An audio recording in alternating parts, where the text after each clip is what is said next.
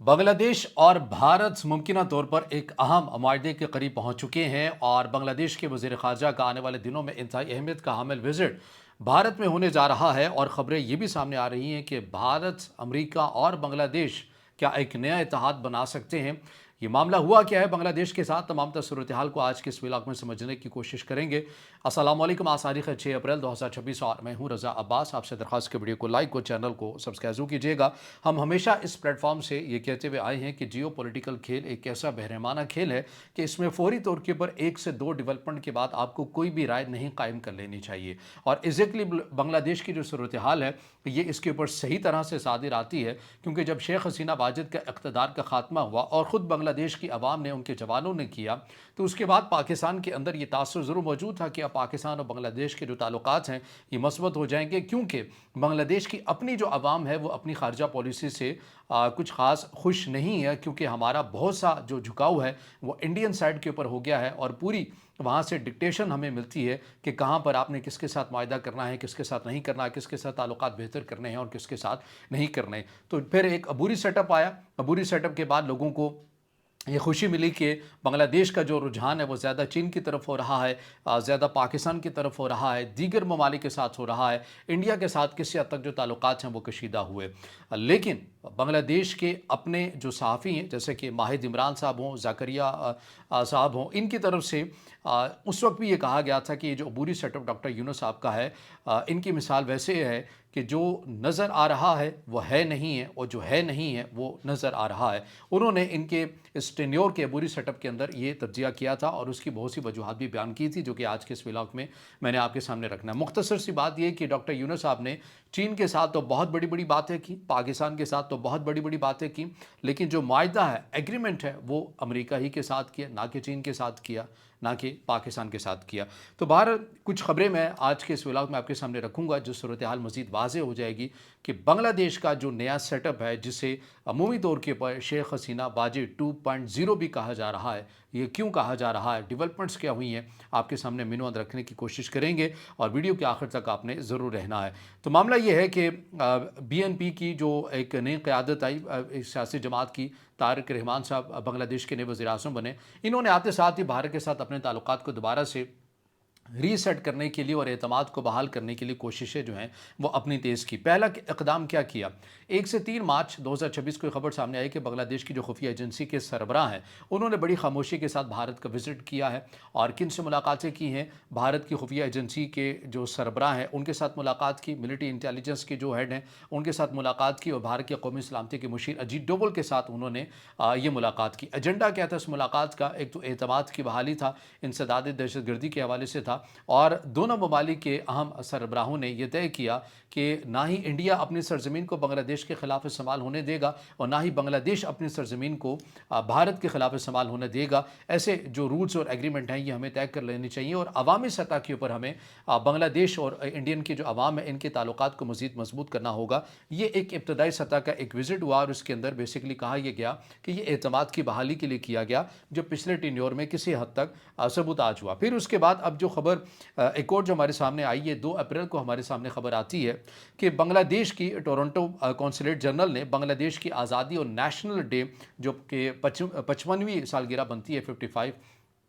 اس موقع کے پر تقریب کا انعقاد کیا گیا ٹورنٹو میں، اور وہاں پر جو چیف گیسٹ بلایا گیا وہ بھارتی حکام کو بلایا گیا۔ اس کی تفصیلات میں آپ کے سامنے رکھ دیتا ہوں کہ Indian council general Toronto Mahavir نے تقریب میں شرکت کی اور بنگلہ دیش کو گرم جوشی سے مبارکباد بھی پیش کی۔ دیگر معزز مہمانوں میں اونٹاریو کے ایسوسیٹ منسٹر بھی شامل تھے اور دیگر حکام بھی شامل تھے، اور تقریب میں بنگلہ دیش کی اقوام متحدہ جنرل اسمبلی کی 81ویں سیشن کی صدارت کی امیدواری کو بھی اجاگر کیا گیا، اور اس ملاقات اور اس تقریب کے اندر بھارت کو خصوصی طور کے پر مہمان خصوصی چیف گیسٹ بلا کر یہ تاثر دیا گیا کہ بنگلہ دیش جو ہے یا بی این پی کی جو قیادت ہے وہ بھارت کے ساتھ اپنے تعلقات کو مزید مضبوط کرنا چاہتی ہے۔ اور اب جو سب سے بڑی خبر یہ سامنے آ رہی ہے، کل یعنی کہ 7 اپریل کو، آج چونکہ 6 اپریل ہے، کل یعنی کہ 7 اپریل ہے، 7 سے 8 اپریل کی خبر سامنے آ رہی ہے कि बांग्लादेश के वज़ीर ख़ारजा इंतहाई अहमियत का हामिल विज़िट, अपना सबसे पहला जो विज़िट है वो इंडिया में करने जा रहे हैं, जहां पर उन्होंने भारत के वज़ीर ख़ारजा जयशंकर के साथ मुलाकात करनी है और कौमी सलामती के मुशीर अजीत डोवल के साथ भी मुलाकात करनी है। इसका जो एजेंडा है, ज़ेर बहस अहम अमूर मुमकिन तौर पर क्या आ सकते हैं, उनकी किसी हद तक जो तफसीलात आई हैं वो मैं आपके सामने रख देता हूँ कि सिक्योरिटी और इंसदाद दहशतगर्दी का ताउन होगा, टूरिस्ट वीज़ा सर्विसेज की बहाली जो 2024 में मुअत्तल हो गई थी, गंगा वाटर ट्रीटी की तजदीद होगी, एनर्जी ताउन और कनेक्टिविटी पर बात की जाएगी, सरहद मैनेजमेंट और आवाम के दरमियान रवाबित को मज़ीद मजबूत बनाने के हवाले से इक़दामात किए जाएंगे। और नई बांग्लादेशी हुकूमत ने अच्छे पड़ोसी की मिसाल अपनाते हुए इंडिया के सिक्योरिटी खदशात का एहतराम किया है और माशी दिफाई और सिफारती ताउन को बढ़ाने के आज़म का भी इजहार किया है। इंडियन हाई कमिश्नर और दीगर सतहों पर भी बाकायदा राबते तेज़ कर दिए गए हैं या जारी सारी हैं। ये एक पूरा पस मंज़र आपको बांग्लादेश और इंडिया के दरमियान दोबारा से ताल्लुकात रीसेट होते हुए आपको नज़र आते हैं। रीसेट तो यहाँ पर अमूमन एक सलाह बोली जा रही है, लेकिन मेरा अपना तज्ज़िया मुशाहिदा यही है कि डॉक्टर यूनुस साहब के टेन्योर में अबूरी सेटअप में जो तासुर दिया गया वैसा कुछ था नहीं है। और ये भी आपको मालूम है कि किसी भी मुल्क के अंदर कोई नया सेटअप या नई हुकूमत आती है और उनके ऑफिशियल अगर किसी भी मुल्क का पहला विज़िट बिलखसूस जो करते हैं, उसके ऊपर बहुत से माहिरीन और तज्ज़ियाकारों की नज़र होती है कि जैसे कि पाकिस्तान के अंदर जब भी कोई नई हुकूमत बनती है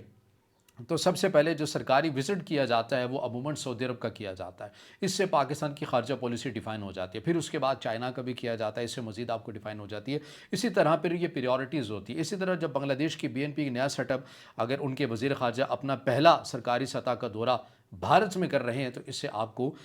BNP हुकूमत की जो खारजा पॉलिसी है उसकी डायरेक्शन, उसकी समत आपको मज़ीद वाज़ेह होती हुई नज़र आ रही है। अब जो बांग्लादेश के जो तज्ज़ियाकार और कुछ सहाफ़ियों की तरफ से कहा गया जब यह शेख हसीना वाजिद का हुकूमत का तख्ता उल्टा और उसके बाद ये BNP की हुकूमत है इलेक्शन के बाद, तो इसे 2.0 क्यों कहा जा रहा है? इसमें कुछ पाकिस्तान और बांग्लादेश दोनों सहाफ़ियों की राय है। ये मैं पढ़कर आपके सामने इसलिए रख देता हूँ कि मैं खुद से कोई बात ना करूँ, इसीलिए मैंने पढ़कर पॉइंट्स निकाले हैं। ये उस वक्त का तज्ज़िया और तबसरा है जब ये ऐलान हुआ था कि BNP की हुकूमत इलेक्शन जीत गई है। उसके फौरी बाद ये डिजिटल मीडिया के ऊपर एक इंटरव्यू हुआ और पाकिस्तान और बांग्लादेश के सहाफ़ियों ने मिल बैठकर एक नशिस्त का एहतमाम किया और उस वक्त जो गुफ्तगू की गई ये मैं आपके सामने रख रहा हूँ उस वक्त की। इसके अंदर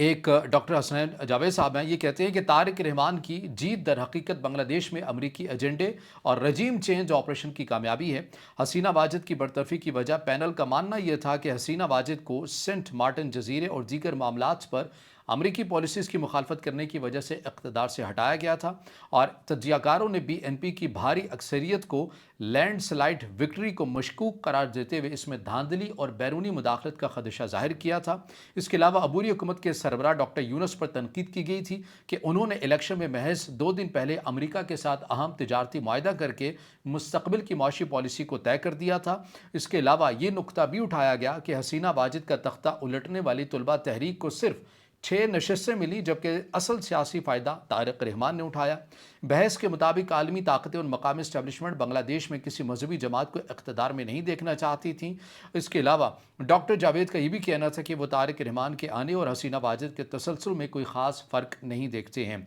इसके अलावा जब बांग्लादेश के जो सहाफ़ी थे माहिद इमरान साहब, उन्होंने ये कहा इसी नशिस्त के अंदर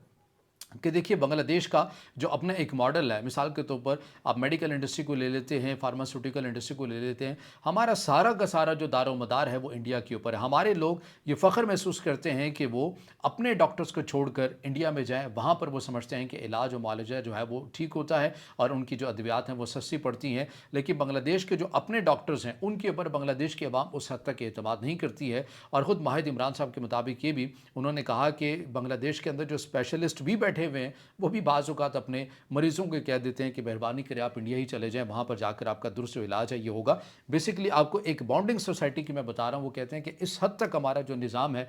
वो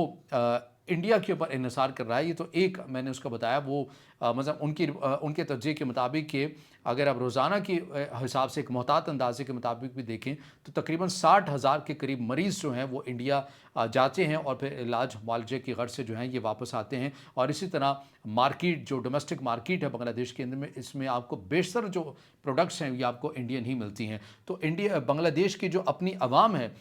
वो भी प्लान बी की तरफ नहीं गए और ना ही उन्होंने इसके ऊपर जो चीज़ हैं वो कोई इक़दामात किए या हुकूमत से मुतालबा किया। शेख हसीना वाजिद की हुकूमत का तख्ता उलटने के बाद किसी हद तक उम्मीद तो पैदा हुई, लेकिन डॉक्टर यूनुस ने उनके जज्बात को किस हद तक तब्दील कर दिया कि जो असल काम होने थे, जो प्लान बी के ऊपर काम होने थे, वो नहीं किए गए हैं। इसके अलावा बहुत सी ऐसी चीज़ें हैं जैसे कि मैं ये अद्वियात के हवाले से बता चुका हूँ कि 65 से 75% तक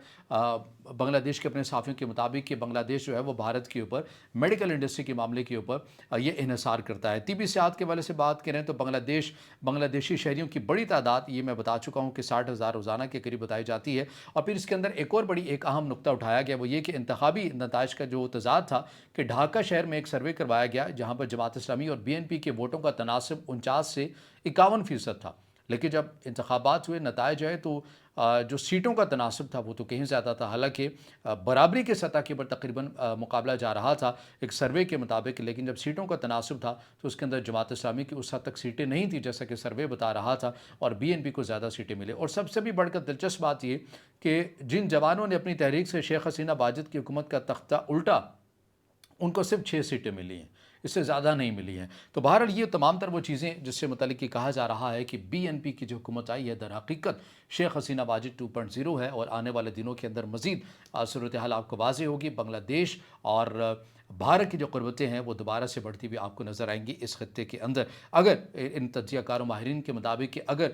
डॉक्टर यूनुस साहब ने कोई असूली काम ये करना था तो सार्क की कॉन्फ्रेंस भी हो जाती, चीन के साथ जो MOUs या इस हवाले से जो बयानात के हद तक होता, तो अमली काम भी बहुत कुछ हो सकता था। पाकिस्तान के साथ जो अपने फोर्स गोल 2030 के तहत किया, पाकिस्तान के तहत JF-17, इन चीज़ों की सिर्फ ज़बानी कलामी बातें, अमली तौर के ऊपर कुछ भी नहीं हुआ। तो बयानात के हद तक रहे, मीडिया के हद तक रहे, अमली तौर के ऊपर इन तज्ज़ियाकारों माहिरीन के मुताबिक कि जो एग्रीमेंट हुआ वो जाते जाते डॉक्टर यूनुस ने अमेरिका ही के साथ तिजारती मुआहदा किया, ना कि चीन के साथ, ना कि किसी और मुल्क के साथ। तो बहरहाल वो अपडेट्स हैं, चीज़ें जो मैंने आपके सामने रखी हैं। अब सूरत हाल मज़ीद चेंज होगी, आपके सामने वो अपडेट्स भी रखते रहेंगे। इससे जुड़ा आपका कोई सवाल हो या राय हो तो ज़रूर कमेंट में ज़ाहिर ख्याल कीजिएगा, वीडियो को लाइक कीजिएगा, दोस्तों के साथ शेयर कीजिएगा और इस चैनल को ज़्यादा से ज़्यादा सब्सक्राइब में